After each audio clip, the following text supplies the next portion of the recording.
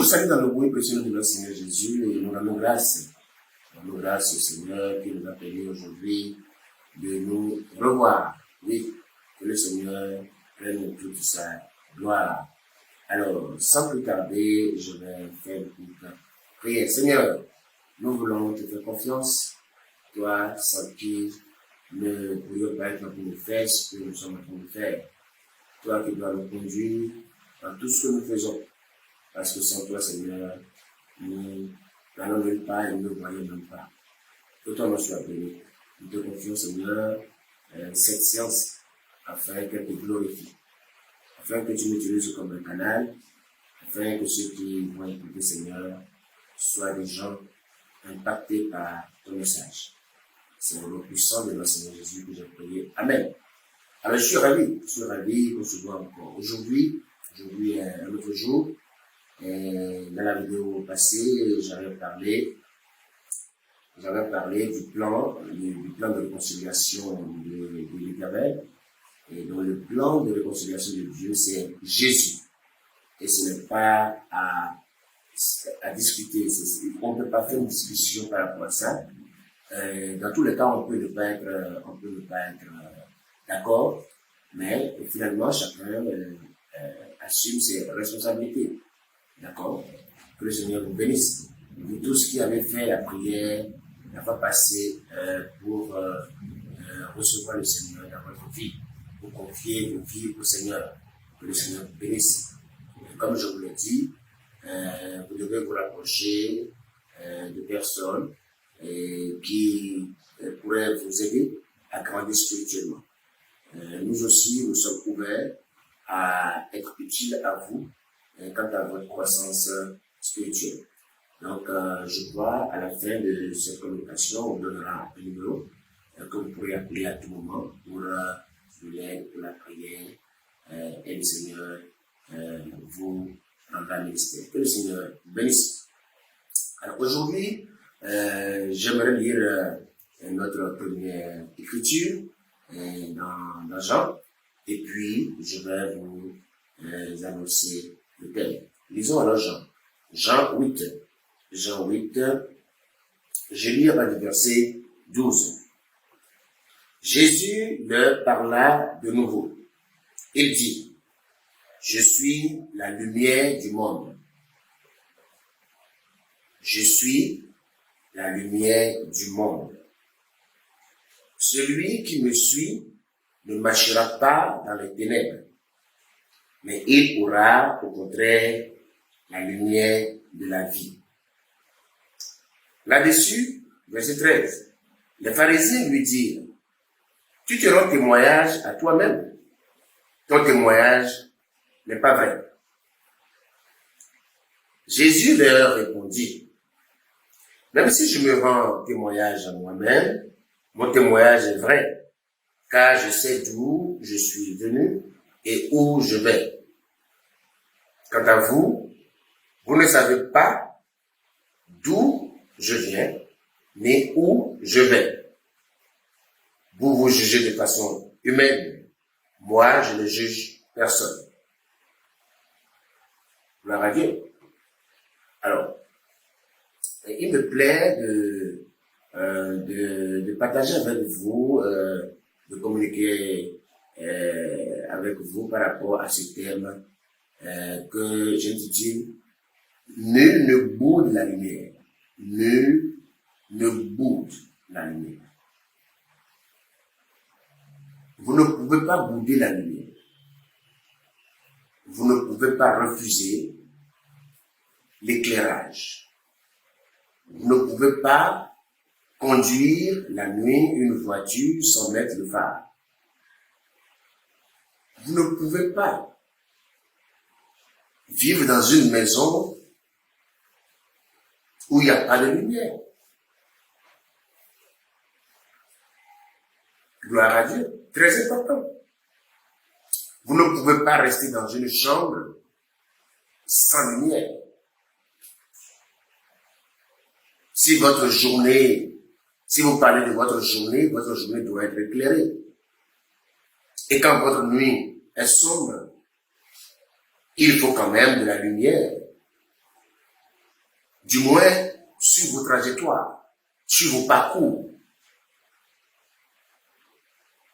Alors, c'est très important, et Jésus, il est allé par quatre chemins. Je vous ai dit dans les vidéos passées que quand Jésus parle, comprenez que c'est Dieu qui a parlé.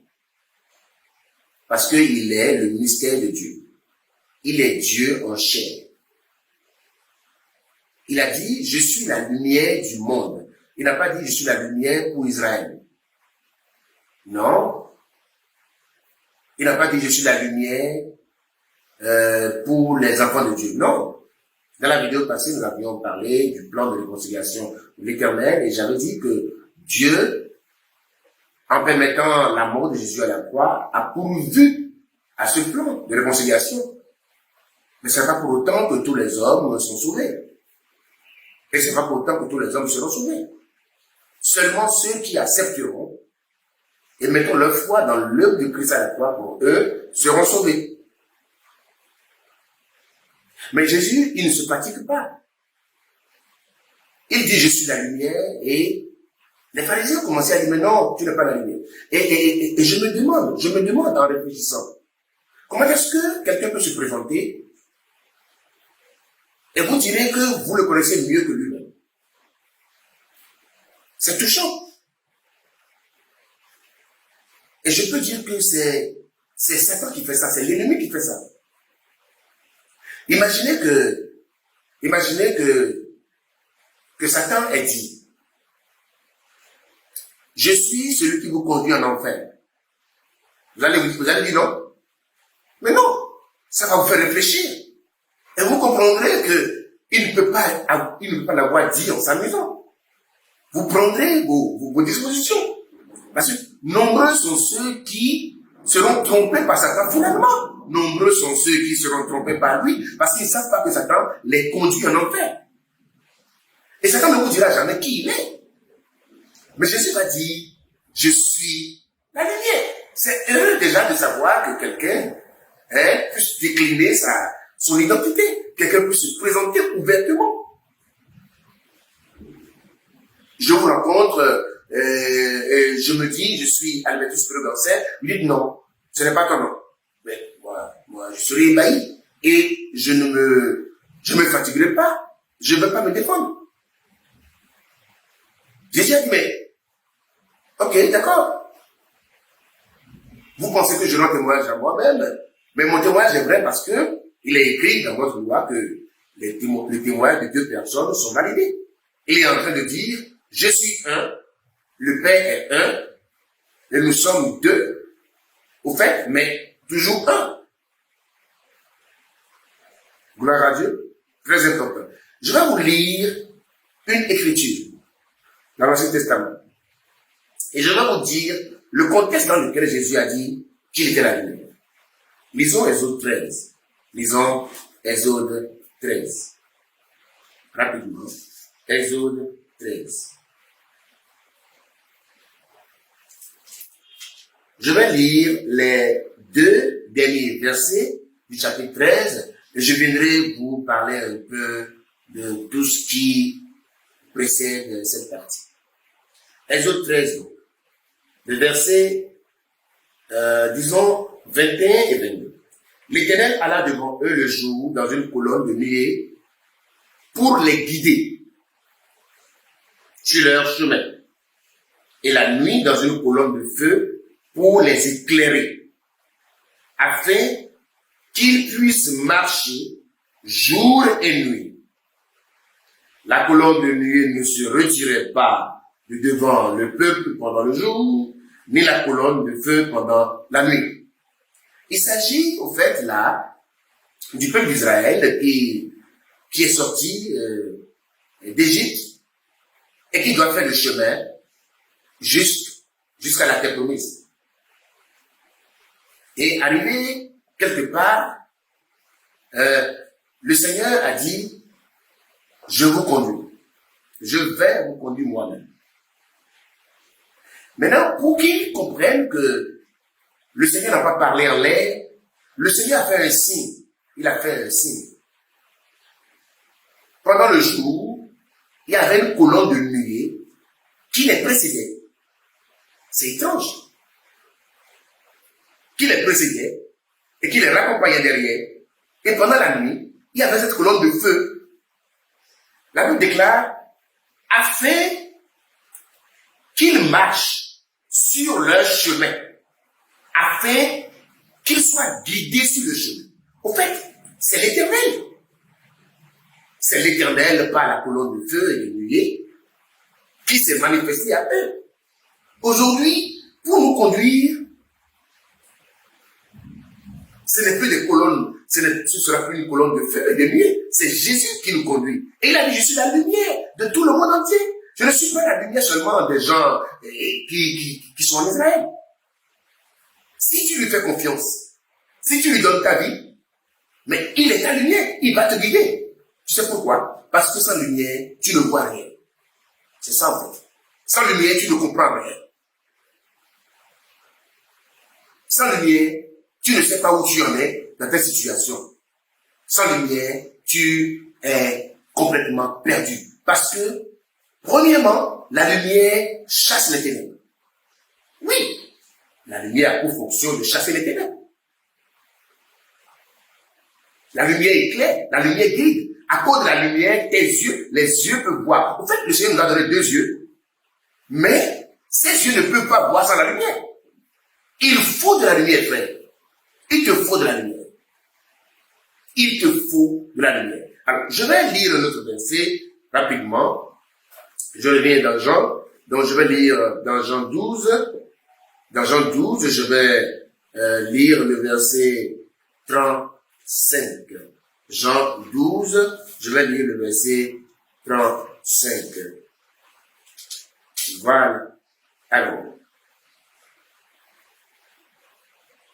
je lis le verset 36. Jésus leur dit, la lumière est encore pour un peu de temps parmi vous. Marchez pendant que vous avez la lumière. Vous voyez? Sans la lumière, ne marche pas. Sinon, mais tu vas mal marcher. Tu ne vois pas et tu marches. Afin que les ténèbres ne vous surprennent pas. Car celui qui marche dans les ténèbres ne sait pas où il va. Frère, aucune personne sur terre ne sait où elle va sans la lumière. Non, il n'y a pas une seule personne sur terre qui peut expliquer les raisons des difficultés qu'il rencontre. De A à Z, non, tu ne peux pas. Les épreuves qui nous arrivent ne sont pas outillées pour comprendre, parce qu'il nous manque de lumière. Si nous avons la lumière, nous comprendrons. Mais si nous n'avons pas la lumière, nous ne comprendrons rien du tout. Jésus a dit, je suis la lumière du monde. C'est une présentation remarquable. C'est une présentation extraordinaire. C'est une présentation qui nous ouvre les yeux, qui nous interpelle. Et je le dis souvent, je ne te parle pas d'église, je te parle de la lumière aujourd'hui. Qui es-tu pour bouder la lumière? Personne ne boude la lumière. Si tu boudes la lumière, si tu fais fi de la lumière, tu marcheras dans les ténèbres. C'est certain, c'est promis. Alors, j'aimerais que, à partir d'aujourd'hui, que nous sachions que le mystère de Dieu qui est Christ est la lumière de tout le monde entier. Et que, enfants de Dieu, que nous soyons, nous puissions vraiment nous renchérir, c'est que nous réconforter avec ça. Il est la lumière. Il est notre lumière. Par lui, nous voyons. Sans lui, nous ne voyons pas. Par lui, à cause de lui, nous marchons. Sans lui, nous ne marcherons pas. Moïse va dire, si tu ne nous conduis pas, nous ne partirons pas. Est-ce que nous avons l'habitude de dire ça, Seigneur, si tu ne me parles pas par rapport à tel ou à tel sujet, pour que j'y vois clair? Ben non, je ne ferai pas de choses volontiers. Je ne ferai pas de choses je ne ferai pas un pas venant de moi-même. Alors oui, nous devons grandir à ce niveau, pour comprendre que sans la lumière, nous marcherons toujours, et certainement, dans les ténèbres. Très important. Jésus, la lumière du monde. Vous pouvez accepter. Et en acceptant, vous avez la vie. Ça veut dire que si vous croyez en la lumière, au fait, c'est parce que tu crois en la lumière que tu mets le doigt sur l'interrupteur dans ta maison. La nuit. Et la lumière ne t'a jamais trahi. Si vous croyez en la lumière qui est Christ, Christ va vous éclairer. Aujourd'hui, je vous invite à croire en la lumière, à mettre votre confiance dans la lumière, parce qu'elle ne déçoit jamais. Elle est fidèle. Elle est fidèle. Elle est fidèle. Christ est fidèle. Alléluia. Que le Seigneur vous bénisse. J'espère que cette communication vous aura apporté la vie, parce que derrière chaque communication, vous devez recevoir la vie, parce que Christ est la vie. C'est la lumière de vie, en fait, Christ. La lumière qui n'éclaire pas seulement, mais qui conduit sur les chemins de vie. Sans lumière, vous allez mal vous marier. Sans lumière, vous allez mal faire les choix. Sans lumière, vous allez prendre les mauvaises décisions. Sans lumière, vous allez dire oui quand il faudra dire non, parce qu'il manque la lumière. Que le Seigneur vous bénisse. Je vais prier. Seigneur, nous voulons te rendre grâce pour ce moment que tu nous as accordé aujourd'hui encore. Nous voulons te reconnaître comme notre lumière. Que tous ceux qui te suivent par ce canal, Seigneur, touche leur cœur afin qu'ils t'acceptent comme leur lumière. Parce que tu es la lumière du monde, mais tu ne fais pas intrusion. Seulement ceux qui te font confiance, c'est ceux-là que tu éclaires. Seigneur, éclaire-nous. Éclaire tes enfants. Et permets aux habitants du monde entier de venir à toi par le chemin de la réconciliation. Toi seul, le chemin de la réconciliation. Afin que tu continues, afin que tu commences à nous éclairer. Que ton nom soit béni, Seigneur. Dans le nom puissant de nos Seigneurs, nous avons prié. Amen. Le Seigneur vous bénisse. En attendant, prenez soin de vous.